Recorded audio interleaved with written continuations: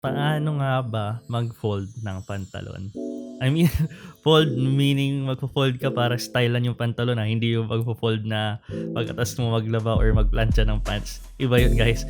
In this video, guys, pag-uusapan natin kung ano nga ba yung tamang paraan ng pag-fold ng ating pants. Bibigyan ko kayo ng 6 different tips or 6 different styles ng pag-fold ng pantalon. Kaya kung interesado kayo at mahilig kayo mag-fold ng pantalon, panoorin nyo tong video na to. If you are new here to the channel, guys, I am Hans and this is Hans Daily Fashion, the #1 Filipino men's fashion channel in YouTube. Kaya huwag na kayong magpapahuli, guys, mag-subscribe na kayo dito sa channel kasi maraming pa tayong videos about fashion, styling, sneakers, and many more fun stuff. And I am also on Instagram at Handsomeness. I-follow nyo ako sa IG, guys, kasi dyan nyo makikita yung aking stories about different things na binibili ko like mga home product, fashion items, sneakers, mga pagkain at kahit ano pang mga kalokohan lang yan. Nandyan yan sa IG ko at Handsomeness. Sabi ko nga kanina, pag-uusapan natin ngayon ay kung paano mag-fold ng mga pantalon. At kung hindi nyo pa alam kung ano nga bang mga pantalon ang i-fold nyo, meron akong recent video about what are the 6 different types of pants every stylish Filipino man needs to have in their wardrobe. Ang haba ng title, kaya panoorin nyo muna yan, guys. Post nyo muna yung video na to and watch the video. At kung napanood nyo na yung video na yon, mag-proceed na tayo dito sa video natin. Ito na, guys, wag na nating patagalin. These are the 6 different ways on how to fold or cuff your pants. Cuff meaning cuff, hindi yung ubo Let's go. Syempre, ang first na ipapakita ko sa inyo ay ang pinaka-basic naman sa lahat. Ito ay tinatawag kong single fold. Ang gagawin nyo lang, guys, hanapin nyo kung saan siya tinahi. Kasi di ba syempre yung mga pantalon natin may tahiyan sa laylayan. Kung saan siya nakatahi, doon nyo siya ipo-fold sa part na yon. As you can see on this one, meron siyang mga 0.5 inch mula doon sa laylayan. Nandun yung tahi niya. Kaya pinold ko siya ng isang beses. This is to give your outfit slightly more detail kasi syempre nagkaroon ka ng fold. And of course, para mukhang mas pinaghirapan at pinag-isipan niyo yung outfit nyo. Kasi syempre, yung mga walang pakialam naman sa fashion, hindi nila may isipan na i-fold. Pero ikaw, dahil isa kang fashionable Filipino man, naisipan mo yung i-fold. Kaya ito, single fold. Next one on the list, guys, medyo mas mahirap siya sa single fold. Pero I believe na kaya nyo rin siyang gawin. This one is called the double fold. Ang gagawin nyo lang, guys, fold nyo lang ng 2 beses yung pantalon. So, ang steps dito from the single fold, fold nyo lang siya ng isa pang beses. Yun na yung tinatawag nating double fold. Ginagamit ito, guys, kung gusto nyo makapagbigay ng more distance from your shoes to your pants. Kung gusto nyo mas maipakita yung style ng shoes nyo. Kasi syempre kung meron kayong magandang sneakers, magandang shoes, gusto nyo siyang ma-emphasize dun sa outfit, pwede nyo gawin to. And of course, pwede nyo rin gawin to kung gusto nyo yung more cropped look dun sa inyong trousers or pants. And as you can see, ang ginamit ko dito sa single and double fold ay yung aking smart trousers kasi I believe na mas bagay siya doon. And of course, itong channel natin kasi ay more fashion forward. Kaya syempre doon tayo sa more smart looking, doon sa more modern, minimalist, chill looks. Next one on the list, guys, napapansin nyo nakamaong na ako kasi I believe na dito naman mas bagay itong susunod nating type ng fold. This one is what I call the single cuff. Cuff meaning, again, hindi to yung ubo na cuff. Hindi to ubo, guys. Wala tayong COVID sa channel na to. Itong cuff na to ay parang single fold lang siya pero mas makapal yung kukunin mo. More than the kung saan yung stitching. So, in this one, in my case, siguro mga ano yan, mga 1.25 inch.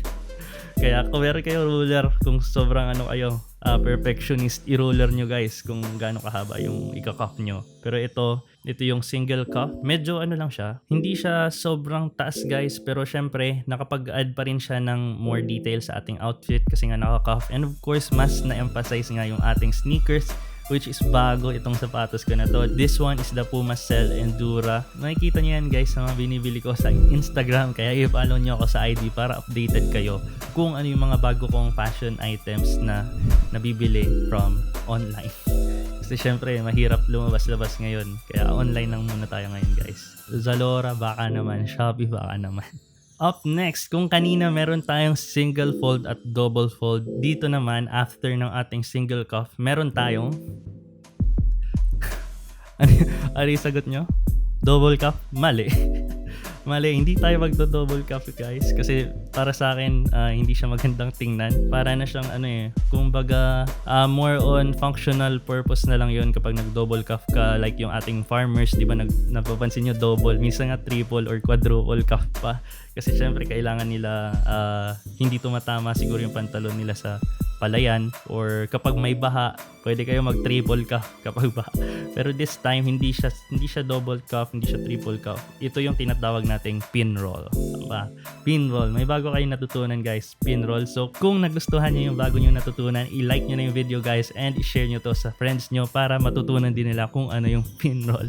So, ito na yung pinroll guys. Explain ko na kung paano gawin yung pinroll. Ito naman mas bagay ito sa mga denim jeans sa pantalon kasi naranasan niyo na ba yung nag-fold kayo pero nahuhulog-hulog siya, di ba? Pero this time dahil pinroll siya, mas naka-stick siya, mas ano siya, mas secured yung kanyang pagkaka-fold. Ang gagawin niyo lang guys, doon sa labas na side ng pants niyo, kasi may tahiyan parehas both sa labas at sa loob, di ba? Pero napapansin niyo mas makapal yung fold or yung tahi doon sa loob. Kaya ang pinili kong i-pinroll ay yung galing sa labas. Kukunin niyo lang guys yung tela hanggat sa maging fitted siya and snug dun sa paa nyo, and then i-fold nyo siya palikod, and dun nyo gagawin yung double fold. So kuha ng tela, fold palikod, and double fold. So yun yung pinroll. Ito guys, ginagawa nyo to syempre kapag may bago kayong sneakers, gusto nyo i-showcase, pwede kayo mag-pinroll. And of course, kung mas trip nyo lang talaga yung mga medyo naka-fold at ayaw nyo nung laging nauhulog-hulog at mag-fold na naman kayo ulit, i-pinroll nyo na lang yan guys. Next one on the list guys, this one hindi ko to ginagawa pero I believe na isa rin naman siya sa ways kung paano nyo mas ma-elevate or mapapaganda yung outfit nyo. Kasi syempre nagbibigay siya ng additional detail of course, and hindi naman tayo lahat, di ba, off the rack nakakakuha na tayo ng saktong fit ng pantalon. Yung iba fit yung waist pero yung pantalon sobrang haba, so kailangan nyo na talagang gawin tong fold na to. This one is called the big cuff. So parang yung cuff lang siya kanina, kasi yung cuff natin kanina, di ba, naalala nyo 1.25 inch lang. Itong cuff na to guys, pwede nyo gawin mga 2 to 3 inches na cuff. So yung mga mahilig sa 2 to 3 inches dyan, ito yung para sa inyo. The big cuff. Ang gagawin nyo lang guys, again, kung mahaba yung pantalon nyo, medyo baggy at ayaw nyo ng ganon, i-fold nyo lang siya pataas kung gaano kahaba yung kailangan nyo para bumagay na yung fit ng pantalon sa inyo. Hindi na siya sobrang baggy tingnan, at the same time saktong-sakto na siya, and mas na-emphasize pa yung bago nyong sapatos. Kaya guys, kung mahilig kayo mag-showcase ng sapatos nyo, big cuff ang gagawin nyo. And lastly guys, kung napanood niyo yung last video ko, alam ko meron kayong konting idea kung ano tong fold na to kasi pinakita ko to doon. This one naman is called the reverse fold. Ang gagawin nyo lang guys ay i-fold nyo siya pero pabaliktad, paloob. Ito yung mga situations na ayaw nyong makita na naka-fold yung pants nyo. Madalas ginagamit to kapag, di ba, nung bata kayo, tas di ba, graduation, tas medyo mas mahaba yung pantalon nyo. I-fold nyo siya ng pabaliktad para mas sakto na siya. Ito yung reverse fold. Kung halimbawa may bago kayong pants tapos medyo mahaba siya, wala pa kayong time pumunta sa mananahe para ipa-alter, i-reverse fold nyo lang muna guys, kasi malaking tulong din to, and hindi siya matatanggal basta-basta kasi nga yung tela niya pag naka-fold, tumatama to sa paa mo eh. Especially pag naka-socks ka, magkakaroon ng friction dyan. May science tayo ngayon dito guys. Magkakaroon ng friction kaya hindi siya basta-basta matatanggal lang. And this one naman, ginamit ko siya sa aking drawstring trousers kasi yung drawstring trousers ko medyo mahaba siya para sa akin. Kaya ginawa ko lang, ni-reverse fold ko lang para maging sakto na siya. And as you can see, kung i-compare nyo yung difference nung hindi naka-fold sa naka-fold, hindi siya halata na pinold mo siya. And grabe yung difference naman guys kung i-compare nyo yung kung ano-anong layers na tela na naipon dun sa mahabang pantalon compared dito sa naka-reverse fold. Napakaganda niya ng tingnan sa ating sneakers, which is yung AK3 Classic Chunky Socks. So tandaan nyo to guys, the sixth one, reverse fold. There you go guys, alam nyo na kung ano yung 6 different types of folds na pwede nyong gawin sa inyong pantalon. Pero this time, meron tayong bonus content dahil subscribe ka dito sa channel ko at nilike mo na yung video. May bonus content tayo guys. Pwede nyong ipaghalo yung kung ano-anong folds na nakita nyo sa mga pinakita ko before. For example, on this one, para mas makapagbigay tayo ng more detail sa ating outfit, para more fashion forward kayo, pwede nyong gawin, combine nyo, reverse fold and then mag single cuff kayo or single fold, mas mag-improve yung outfit nyo guys. As you can see on this one, ni-reverse fold ko muna siya para mas umikli siya. And then, doon ko ginawa yung single fold or single cuff. Kahit alin dun sa dalawa, pwede nyong gawin guys. Kasi, di ba, mukha lang siyang normal length ng pants na pinold na single fold nyo or single cuff. Hindi siya halata. And maganda siya guys, nakapagpaganda rin siya ng outfit natin. Kung halimbawa very minimal yung top nyo, meron kayong pants na nakaganon, mag-a-add siya sa aesthetic nyo. Mas magmumukhang pinag-isipan yung outfit nyo guys. Kaya don't be afraid to mix and match. Combine nyo lang kung ano-anong fold. Huwag nyo lang gagawin na yung isang pantalon naka double fold, tas yung isang pantalon naka pinroll, or yung isang pantalon walang fold or reverse fold. Huwag nyo gagawin yun guys. Hindi uso yung ganun na magkaiba yung fold. Mas maganda pa rin tingnan yung meron tayong symmetry guys. Parehas dapat. So dapat kung magpo-fold kayo ng pants, kung ano yung fold ng isa, ganun din yung gawin nyo dun sa isa. So I guess that's it guys. I hope nagustuhan nyo lahat ng pinakita kong tips and tricks on how to fold your pants. Sana ma-apply nyo to, at kung na-apply nyo to guys, meron kayong mga fit pics mga sneaker pictures na naka-fold yung pants na nai-apply nyo tong sinabi ko dito sa video. Feel free to tag me on Instagram at handsomeness, kasi magko-comment ako, magla-like ako dyan guys. And of course, don't forget to subscribe to the channel kasi marami pa tayong videos, tips and tricks, fashion, styling, content na i-release dito sa ating channel. That's it for me today guys. See you again on the next one. Peace. Guys, okay ba yung content? O gusto niyo ipakita ko rin kung paano mag-fold?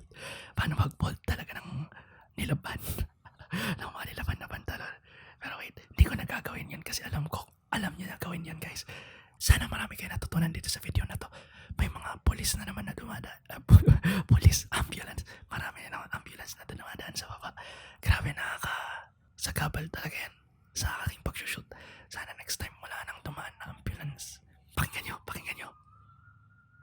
Ganado. Parang paiba-iba pa siya ng tono. I know. Yan na, palapit na. O diba? May ambulance. Sige na. That's it for me today guys. Hope to see you on the next one. Peace.